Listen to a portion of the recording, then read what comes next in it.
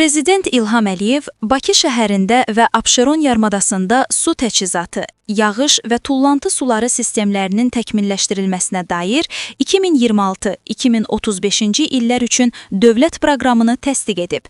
Oxu24.com məlumat verir ki, sərəncama əsasən Nazirlər Kabineti dövlət proqramında nəzərdə tutulmuş tədbirlərin həyata keçirilməsini əlaqələndirsin və icrasına nəzarət etməli.